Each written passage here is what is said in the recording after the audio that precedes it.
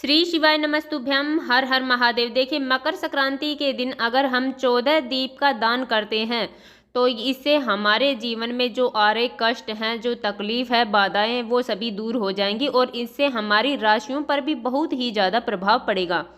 देखिए, जो हमारे जीवन में दुख आ रहा है, तकलीफ आ रही है, तो इसके लिए हमें अपने जीवन से कुछ उपाय जरूर करने चाहिए, जिससे हमारे जीवन से सभी दुख तकलीफें दूर हो जाएंगी। तो आज के दिन, मकर संक्रांति के दिन, आपको 14 दीप का दान अवश्य करना चाहिए, जो हम अपनी वीडियो में आपको बताएंगे कि आपको कहाँ कहाँ ये दीपक लगाने हैं।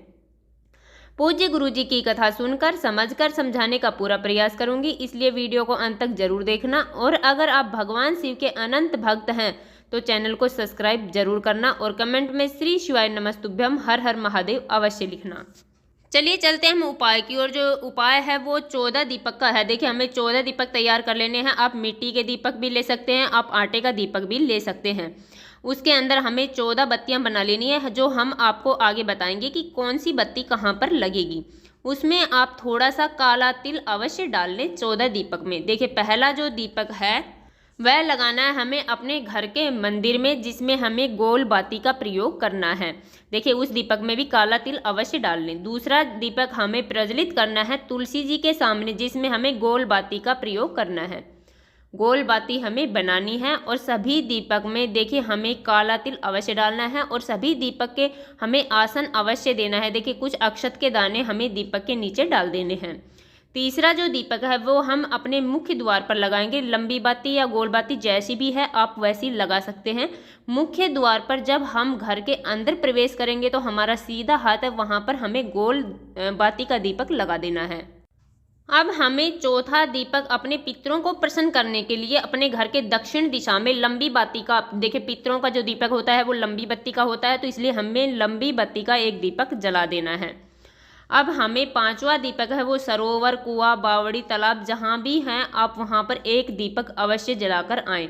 देखिए, अगर आपके घर के पास ये कोई भी चीज़ नहीं है तो आप एक लंबी बत्ती का दीपक अपने मटके के पास जरूर लगाएं। देखिए, अब छठा दीपक है। छठा दीपक हमें लगाना है पीपल वृक्ष के नीचे। देखिए, पीपल पेड़ के नीचे हमें गोल बाती का दीपक लगाना है। अब हमें सातवां जो दीपक होता है वो सातवां दीपक हमें आंवले के वृक्ष के नीचे लगाना है लंबी बत्ती का। देखिए, आंवले के वृक्ष के नीचे हमें लंबी बाती का दीपक लगा देना है। अब हमें अगला दीपक लगाना है बेल पत्र के वृक्ष के नीचे। देखिए, वहां पर हमें लंबी बाती का प्रयोग करना है। अब अगला दीपक है जो हमें अपने घर में लगाना है अपनी कुल देवी के नाम से। देखिए, वो भी लंबी बाती का दीपक ही लगाया जाएगा। अब उससे अगला दीपक हमें लगाना है भगवान शिव के मंदिर में। देखिए, भगवान शिव के मंदिर में हम गोल बाती के दीपक का प्रयोग करेंगे, वहां पर हमें गोल बाती का दीपक लगा देना है। देखिए, अब चलते हैं हम 11वें दीपक। देखिए, 11वां जो दीपक है वो हमें गौशाला के पास, अगर आपके आसपास कोई गौशाला है तो वहां पर आपको लगा देना है। लंबी बत्ती लगा सकते हैं या फिर आप गोल बत्ती का प्रयोग वहां पर कर सकते हैं। देखिए, 12वें नंबर का जो दीपक है वो हमें अपनी तिजोरी के पास लगाना है, जहाँ पर हम धन रखते हैं, हमारी अलमारी है वहाँ पर हमें लगाना है।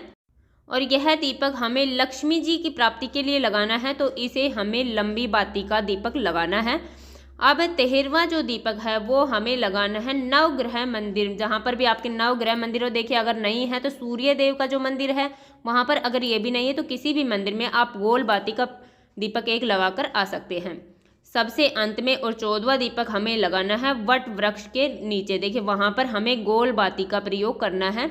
इस प्रकार हमें 14 दीपक का दान इस दिन अवश्य करना चाहिए। अगर शाम के समय आप इन 14 दीपक का दान करते हैं तो वो सर्वोत्तम होगा। इनसे हमारी माता लक्ष्मी है वो प्रसन्न होगी और हमारे जो कुल देवता हैं, हमारे पितृ देवता हैं, जितने भी देवता हैं वो सभी प्रसन्न होंगे।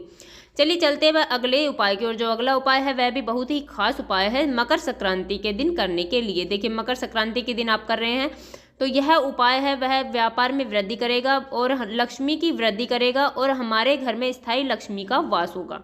इसके लिए हमें करना क्या, हमें लेना है एक तांबे का लोटा, उसमें हम शुद्ध जल भर लेंगे और हमें लेनी है एक बेलपत्र। देखिए, बेलपत्र है वो कहीं से कटी फटी बेलपत्र नहीं होनी चाहिए, खंडित बेलपत्र नहीं होनी चाहिए। अगर आपके पास बेलपत्र नहीं है तो पूज्य गुरुजी ने यहाँ तक कहा है कि आप भगवान शिव के मंदिर जाकर बेलपत्र लेकर आ सकते हैं और उन्हें धोकर दोबारा प्रयोग में ले सकते हैं। अब इन सब सामग्रियों को लेकर हमें पहुंच जाना है भगवान शिव के मंदिर में। देखिए वहां पर जाने के बाद में हमें सबसे पहले जो हमने बेलपत्र ली है उस एक बेलपत्री को माता अशोक सुंदरी वाले स्थान पर, देखिए आपको स्क्रीन पर भी दिख रहा होगा, वहां पर हमें वह बेलपत्र समर्पित कर देनी है अपनी मनोकामना बोलते हुए। देखिए चिकना वाला साइड हो नीचे की तरफ होगा और जो डंडी का मुख होगा वो जलाधारी की तरफ होना चाहिए। अब हमारे पास में जो 1 लोटा जल है उस 1 लोटे जल में से हमें थोड़ा सा जल उस बेलपत्र की पत्ती पर हमें डाल देना है जहाँ पर हमने समर्पित की है। देखिए उसके बाद में थोड़ा सा जल हमें माता पार्वती के हस्त कमल पर डाल देना है, हमें समर्पित कर देना है। उसके बाद में बाकी बचा हुआ जल हमें भगवान शिव के शिवलिंग पर पूरा जल समर्पित कर देना है और अपनी मनोकामना हमें वहाँ पर बोल देनी है।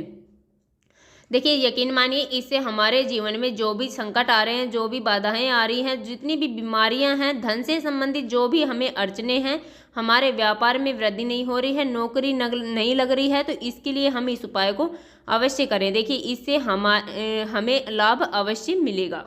देखिए हमने अपनी तरफ से समझाने की पूरी कोशिश की है। उम्मीद है आपको वीडियो समझ में आ गया होगा। अगर वीडियो अच्छी लगी तो लाइक करना, और अगर आप चैनल पर नए हैं और अभी तक आपने चैनल सब्सक्राइब नहीं किया है तो ऐसे ही छोटे छोटे उपायों को देखने के लिए प्लीज़ हमारे चैनल को सब्सक्राइब जरूर करें। श्री शिवाय नमस्तुभ्यम। हर हर महादेव।